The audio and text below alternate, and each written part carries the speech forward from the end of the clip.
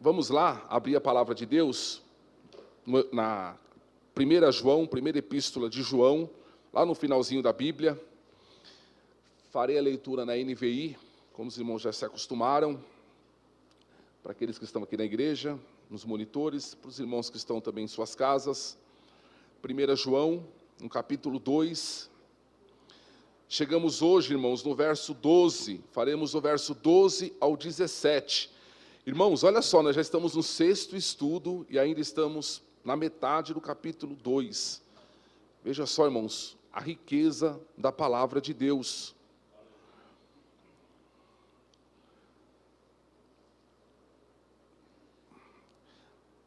Primeira João, capítulo 2 e o verso 12.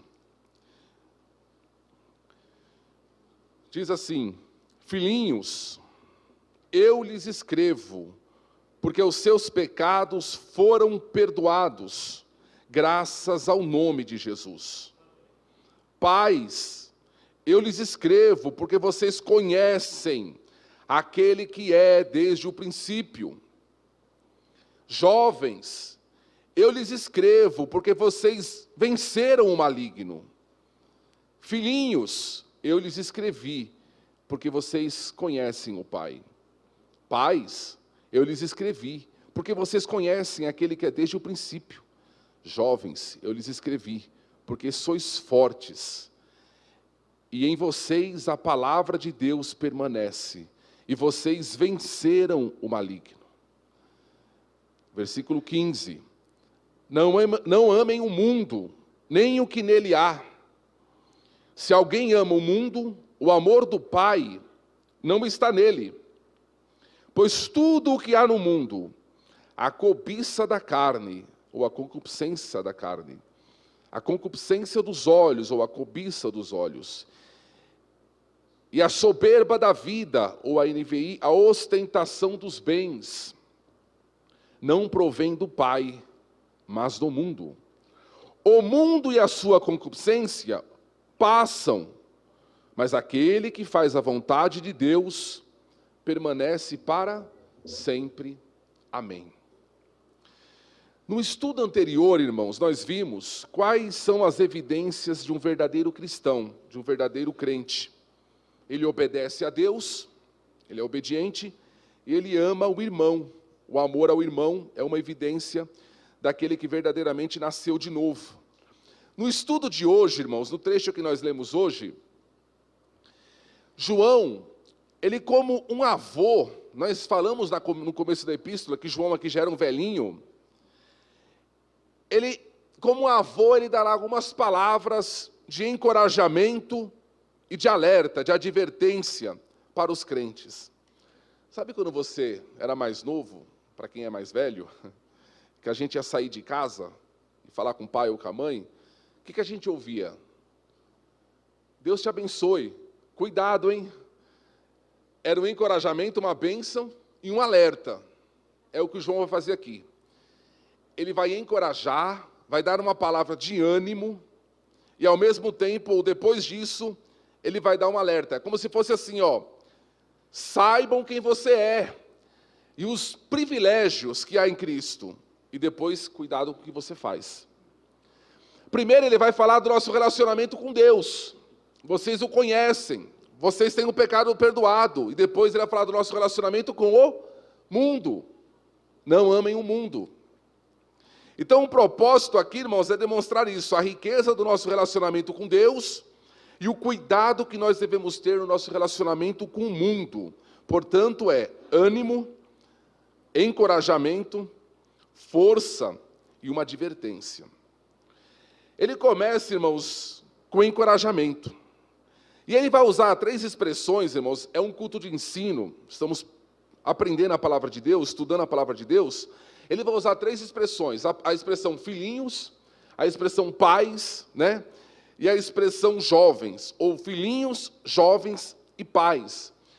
Alguns vão entender, irmãos, que ele está falando aqui com faixa etária na igreja. Com os mais novos, os jovens e os mais velhos. Mas, na verdade, outros vão entender, que a maioria vai entender que não. Que ele está falando com aqueles que começaram na fé agora e aqueles que já estão na fé há um tempo. Ele está falando aqui de um nível de maturidade, vamos chamar assim, né? De se referir ao tempo de caminhada dessas pessoas com Cristo. E ele começa dizendo: filhinhos, eu lhes escrevo porque os seus pecados estão perdoados. Irmãos, nunca se acostume com essa ideia de que o teu pecado está perdoado como se fosse algo normal. Isso muda tudo. Isso muda tudo. Não podemos, irmãos, achar que é uma coisa comum ter os pecados perdoados. Ter os pecados perdoados, irmãos, significa que um peso foi tirado. Que peso? Um fardo foi deixado, irmãos. Que fardo? Fomos colocados numa nova posição. Temos agora uma nova paternidade. Sabe o que é paternidade? Pai, um novo pai, um outro pai. Tínhamos um pai, e agora o pecado foi perdoado, temos outro pai. E que diferença que há de um pai para outro? Ter o pecado perdoado, irmãos, implica em dizer que temos um novo destino. Estávamos indo para um lugar, agora estamos indo para outro. Estávamos indo para baixo, nos convertemos, fizemos o retorno, porque os pecados foram perdoados, e agora estamos indo para cima. Nunca se acostume, irmãos, com essa ideia, achando que isso é extraordinário, isso é fantástico, irmãos. E João vai dizer o seguinte, que isso não vem porque de um conhecimento esotérico, de uma experiência, ela vem pelo nome de Jesus. Como diz o hino, né? Salvo estás, limpo estás, pelo sangue vertido na cruz. Então, irmãos, a primeira palavra de encorajamento, e como é bom, irmãos, no meio da pandemia, a gente relembrar isso: os teus pecados estão perdoados. Há crise, há medo aí fora, mas nós, irmãos, podemos ter essa certeza, que os nossos pecados estão perdoados, graças ao nome de Jesus. E não é no nome no sentido de um poder mágico que é no nome, na pronúncia do nome. É naquilo que ele fez, é na obra, é na cruz, é no sangue, é no sacrifício. Em segundo lugar, ele vai dizer assim: pais, eu lhes escrevo porque vocês conhecem aquele que é desde o princípio. E aqui não está falando, irmãos, como nós dissemos na classe dos jovens da IBD no domingo, não está falando aqui de você ter informação acerca de Deus, não. Está falando de um relacionamento. É uma experiência pessoal. Eu preciso conhecer a Deus, irmãos, pessoalmente. Como experiência. Constantemente viver com Ele, não simplesmente ouvir falar. É ver, é sentir, é experimentar, irmãos. Eu preciso experimentar Deus na minha vida todos os dias. Vocês conhecem a Deus, é o que João vai falar. Em terceiro lugar, ele vai falar com os jovens agora, dizendo assim: vocês venceram o maligno. Eu lhes escrevo porque vocês vencestes o maligno. Sabe o que é uma coisa extraordinária aqui, irmãos? É que o verbo aí, o vencer, ele está no futuro. Vocês vencerão o maligno? Ele está no passado, no presente, vocês vencem o maligno? Não, ele está no passado. Vencestes, ou venceram. Sabe que isso importa em dizer, irmãos? Que perante a Bíblia, irmãos, Satanás é um ser derrotado. Perante a Bíblia, Satanás é um ser já derrotado. Vocês já venceram o maligno, embora ele ainda não tenha tombado. Não é verdade? Embora ele ainda esteja atuando, ele já é um ser derrotado. Por isso que a Bíblia fala que nós não devemos dar lugar a ele, porque ele ainda não tombou. Mas, irmãos, a derrota dele é certa, é definida. A vitória da igreja, irmãos, sobre Satanás não é uma possibilidade, é uma certeza. Já vencestes o maligno. Não é um talvez, é um certamente. Já vencestes o maligno. E a arma, irmãos, desses jovens que João fala aí, está onde? Está na força da mocidade? Está na criatividade, na habilidade do jovem? Não, está na palavra de Deus. Vocês têm a palavra de Deus está em vós. A palavra de Deus permanece em vós. Por isso que vocês, irmãos, os jovens só serão fortes, todos nós, se estivermos com a palavra. O poder está na palavra. Portanto, irmãos, João vai encorajar aqueles irmãos a enfrentarem as dificuldades da vida com esses três pilares. Vocês estão perdoados. Vocês conhecem a Deus. E vocês já venceram o maligno, porque a palavra de Deus está em vós. E depois, irmãos, que ele faz essa palavra de encorajamento, agora ele vem com a advertência. É aquilo que a nossa mãe falava: cuidado, hein? Veja com quem anda, com quem que você vai, o que você vai fazer. É isso. Até agora ele falou da nossa relação com Deus. Vocês estão perdoados, vocês o conhecem, e vocês venceram o maligno por causa da palavra dele. A partir de agora, do versículo 15 a 17, ele vai falar do nosso relacionamento com o mundo. E aí eu dei o título, irmãos, dessa mensagem: o amor que Deus odeia. Existe um certo amor que Deus odeia. Qual é o amor que Deus odeia? A marca, irmãos, do verdadeiro cristão, no coração do verdadeiro cristão tem duas coisas: o amor e o ódio. E elas andam juntas. Ah, mas como assim? É isso mesmo, o amor e o ódio. O mundo fala assim, odeio o seu ódio. Esses dias eu vi uma frase pichada na parede: odeio o seu ódio, né? Ou seja, ame tudo, ame a todos, esteja aberto para tudo. Isso não é o amor da Bíblia. O amor da Bíblia tem critério, ele tem valor absoluto, ele tem um fundamento. Então, no coração do crente, irmãos, a gente tem que amar e a gente tem que aborrecer. O Salmo 97, verso 10, está escrito assim: vós que amais ao Senhor, aborrecei o mal. É o amor e o ódio. Salmo 97, 10. Romanos capítulo 12, versículo 9, Paulo disse: detestai o mal e apegai-vos ao bem. Então, é amor e ódio. Irmãos, quando a Bíblia fala que quando Deus manda que nós não amemos o mundo, o que Deus está querendo dizer com isso? O que significa, irmãos, que nós não devemos amar o mundo?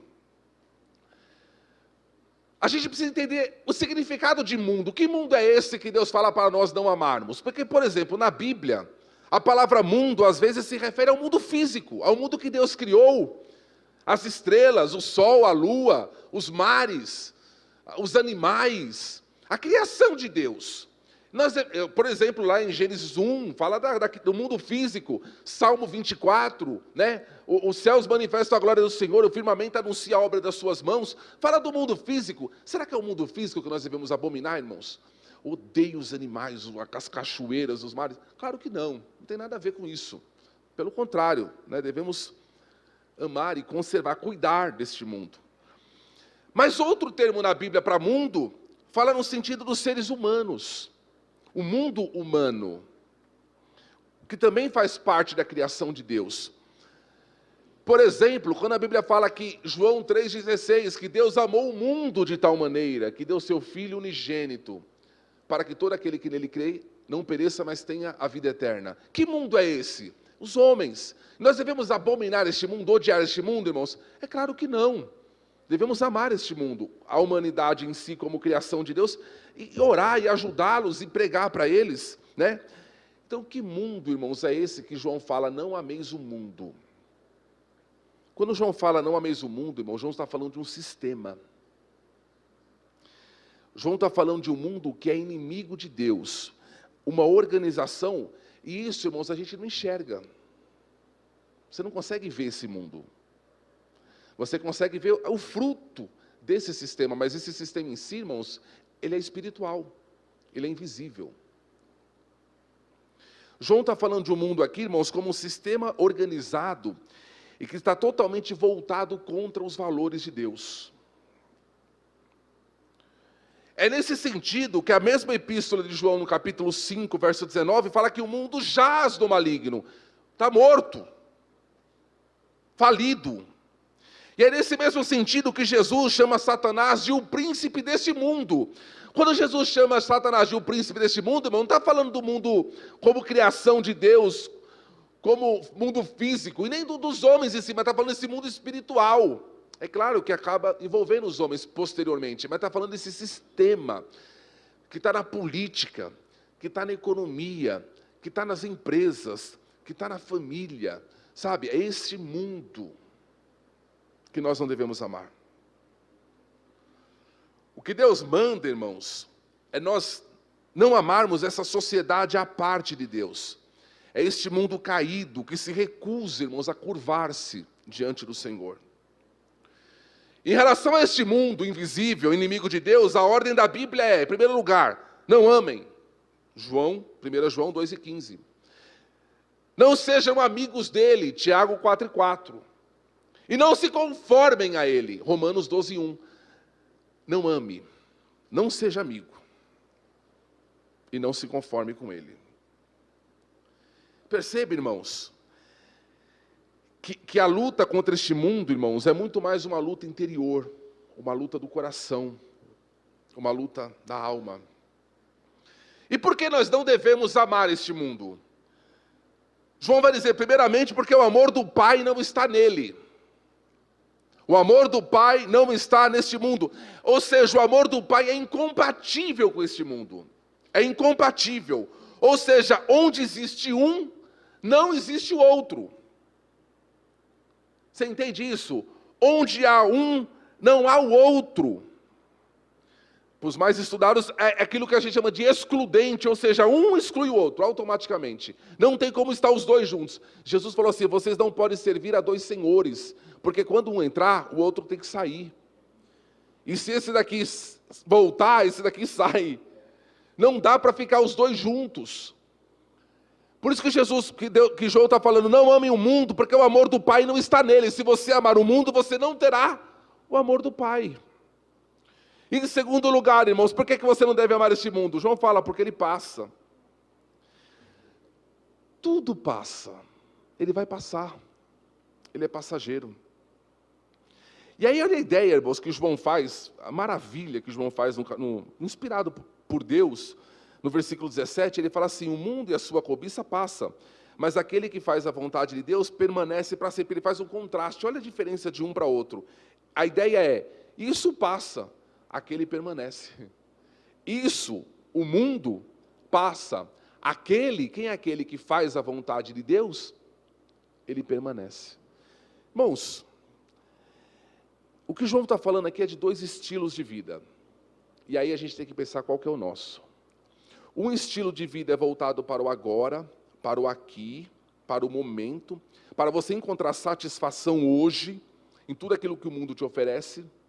Esse é um estilo de vida. Esse estilo de vida ele passa, junto com o mundo.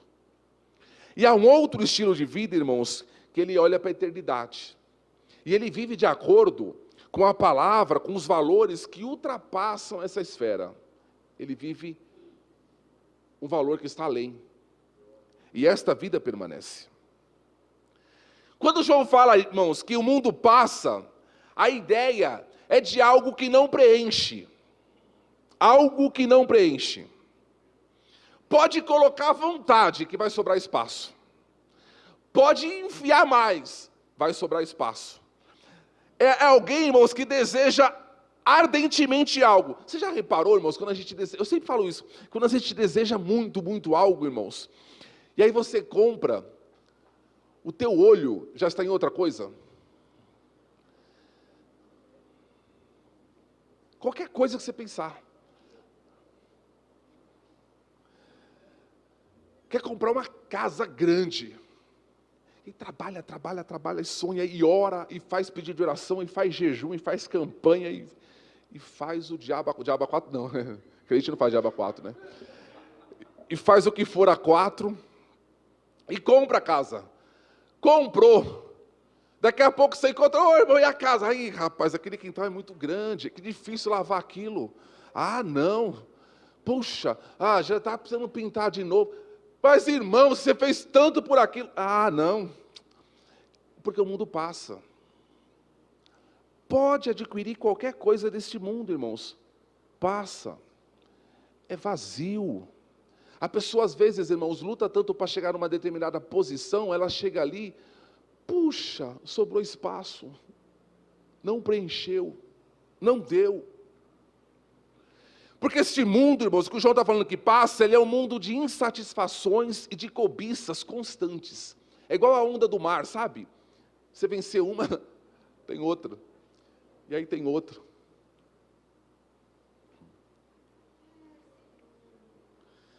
O primeiro estilo de vida, irmãos, que é o dominado, irmãos, que é aquela vida que passa, ele é controlado pela carne. O segundo estilo de vida, que é aquele que permanece, é controlado pelo Espírito. E aí, irmãos, depois de João falar essas palavras de encorajamento, vocês são perdoados, vocês conhecem, vocês venceram, e também essa advertência, não amem o mundo, porque o amor do mundo não está nele e o mundo passa. Eu quero voltar com os irmãos para um assunto importante, irmãos, esse último ponto da palavra aqui, para o versículo 16, que talvez seja o mais importante do trecho que nós lemos. Todos são importantes, mas há uma ênfase nele. E aí a gente vê nele, irmãos, 3 armas que este mundo, que esse sistema invisível, que ele usa, irmãos, para nos atrair, para chamar a nossa atenção. É como se fosse combustível, irmãos, que o inimigo usa e sabe que funciona para dominar o nosso coração. São armadilhas, irmãos, que estão diante de nós. Quais são elas, irmãos? A primeira, a concupiscência da carne, ou a cobiça da carne. A segunda, a concupiscência dos olhos, ou a cobiça dos olhos. E a terceira, irmãos, é a soberba da vida. A primeira delas, irmãos, a cobiça da carne, fala daquelas tentações que são os desejos que eles vêm de dentro para fora. Nasce dentro da gente. Está em nós. Irmão, há dentro de você uma máquina de cobiça. Se o Espírito Santo não estiver controlando a tua vida, colocando um freio nessa máquina, meu amigo, ela vai te dominar. É a cobiça da carne. Você sabia que na Idade Média, as pessoas se enfiavam nas montanhas, ou dentro de um mosteiro, para ver se vencia essa cobiça e não adiantava? Você pode se enfiar dentro de um buraco, ela vai estar lá junto contigo. Se o Espírito Santo não estiver agindo lá dentro, por isso que eu falei, ela nasce de dentro para fora, ela está dentro de nós. Sabe aquele desejo ardente de algo, e aquilo parece que brota dentro de você e te atormenta? Às vezes é um ódio, uma inveja, uma raiva de uma pessoa que a pessoa nem sabe, nem te fez, mas dá uma raiva, não fui com a cara. É a carne, cobiça da carne.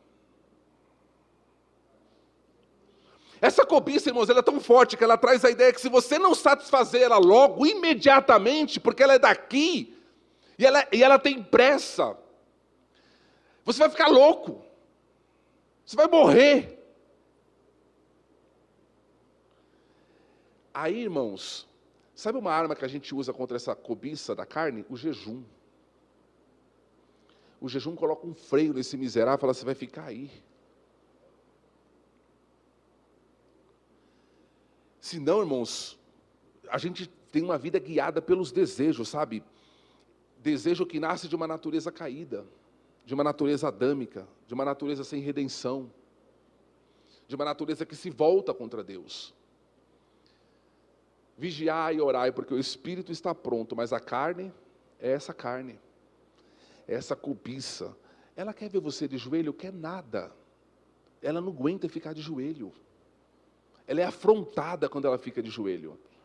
Por isso que eu sempre falo, né? E eu me lembro da minha mãe, que deve estar assistindo, depois me dá bronca amanhã por telefone, que vai dobrar o joelho e fala, meu Deus, será que eu fechei a porta? Será que eu fechei?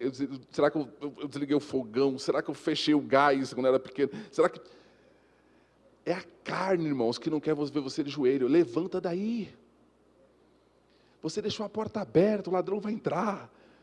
Você deixou o gás aberto, vai pegar fogo na casa com você dormindo. É um monte de coisa que vem, irmãos, porque ela não quer orar. Porque ela é insubordinada a Deus. ela tem a cerviz dela que é dura, ela não se dobra. Tem que quebrar, miserável.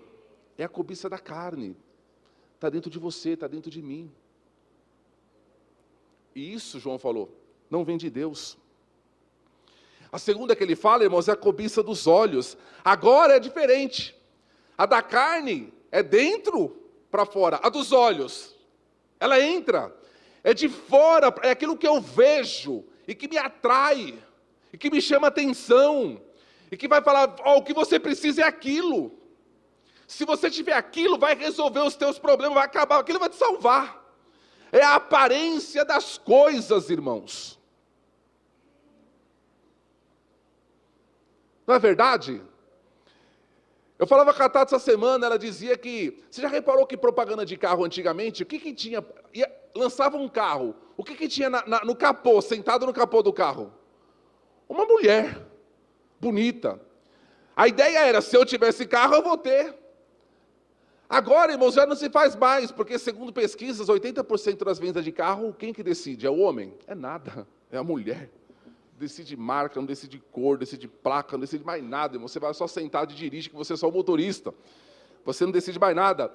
Então, irmãos, é os olhos. Então eu colocava aquilo diante das pessoas, né? Um camarada fumando um cigarro, andando num cavalo, subindo montanha. É claro, vai colocar ele com câncer numa UTI? Não, é os olhos. É aquilo que entra, aquilo que chama atenção, aquilo que... E Jesus falou o seguinte, irmãos. Quando a gente chega aqui na igreja, irmãos, qual é que é a primeira coisa que a gente faz? Acender as lâmpadas. Senão a gente não vê nada. Não tem como fazer culto. Se tivesse energia, irmão, vamos embora. Não tem energia, não tem como transmitir para os irmãos que estão em casa. Jesus falou assim, o que é a lâmpada do corpo? Os olhos. A lâmpada. Se os teus olhos forem maus, todo o corpo estará em trevas. A saúde espiritual de uma pessoa, irmãos, ela é muito, muito definida por aquilo que ela vê, por aquilo que ela coloca diante dos seus olhos. Poderíamos entrar aqui, irmãos, em questão de pornografia. É um mundo, um universo que dá para falar nisso daqui, irmãos. Essa questão dos olhos, é uma olhadinha, daqui a pouco, puxa, aquilo fica na mente, fica tão fixado. Puxa, é uma coisa que você recebeu pelo WhatsApp, que de repente um amigo ímpio te mandou e você não cortou aquilo, e fica, daqui a pouco você está vendo outro e outro. Aquilo te vicia, te seduz de uma forma, te domina a mente. Jesus chegou ao ponto, ele falou o seguinte, se os teus olhos te fizerem cair, te escandalizar, for tropeço, te manter longe de Deus, o que você faz? Arranca ele. Tira ele. Porque aí você vai lutar só com a soberba que está dentro. A que está fora já não vai entrar mais. Metade do problema já resolveu. Sabe o que levou Eva, irmãos, ao fruto? Os olhos. Os olhos. Sabe o que levou Ló para Sodoma e Gomorra? Os olhos. Davi, no adultério com Batseba? Os olhos. Esaú, em querer vender ali a sua primogenitura, ele olhou o prato. Puxa, que prato gostoso. Ah, que me serve esse negócio? Os olhos. Uma pergunta é, para onde os nossos olhos têm nos levado? A gente lembra da igreja antigamente que proibia televisão, não é verdade? A Assembleia de Deus, era proibido o crente ter televisão. Os irmãos que tinham televisão tinham que colocar a televisão dentro da geladeira, porque dentro do armário, do guarda-roupa, porque quando o pastor chegava tinha que fechar a porta do guarda-roupa com a televisão lá dentro. O camarada fazia um buraco, irmãos, para adaptar a tomada, para passar por trás, colocava ali e ficava... Às vezes o pastor chegava de repente, irmãos, e não dava tempo de desligar. Fechava a porta do guarda-roupa, tinha alguém falando lá dentro, aquela luz saindo pela fresta, né? Aquela televisão preta e branca que nem de madrugada funcionava, só os rainhos lá. Ah, irmãos, como a igreja era mais pura. Como a igreja era mais pura, irmãos. Porque os olhos dos crentes, irmãos, não estavam em certas coisas. Hoje, tudo é normal. Todo mundo assiste. Está aí. E por último, irmãos, para a gente acabar. a soberba da vida. E essa palavra soberba, irmãos, eu quero que você preste atenção. Você não pode esquecer o resto não, mas se você esquecer o resto, não esqueça isso. Aqui é uma palavra grega chamada alazoneia. Não precisa lembrar a palavra não. Mas o que significa? Para você ter ideia, irmãos, as Bíblias têm dificuldade de traduzir essa palavra. O que significa alazoneia? Puxa, tanta coisa. Por quê? Algumas trazem ostentação de bens, outras trazem soberba da vida, outras trazem exigências da vida, no caso da Bíblia de Jerusalém, a católica. Então, há várias traduções para essa palavra, porque é difícil de entender essa palavra. E aí, para a gente entender a palavra, o que a gente faz? A gente lê os textos da época, os textos dos gregos, Platão, onde que eles usavam essa palavra? E aí você vai entender o sentido dela. E, por exemplo, onde que essa palavra era usada, irmãos? Para falar dos charlatões. Sabe charlatões? Aquelas pessoas que fazem propaganda de produto falso. O Made in China, da época, os chineses, né? Umas coisas meio, né? Tem uma qualidade, né? Demonstrava uma qualidade que não tinha, eram os charlatões. Aí usava essa palavra para falar desses camaradas. Ela era usada, irmãos, quando a pessoa dizia que tinha alguma qualidade em si própria, que na verdade não tinha. Sabe o que eu coloquei aqui do lado da minha Bíblia, irmãos? Eu anotei aqui, ó. Sabe o que significa essa palavra? 171.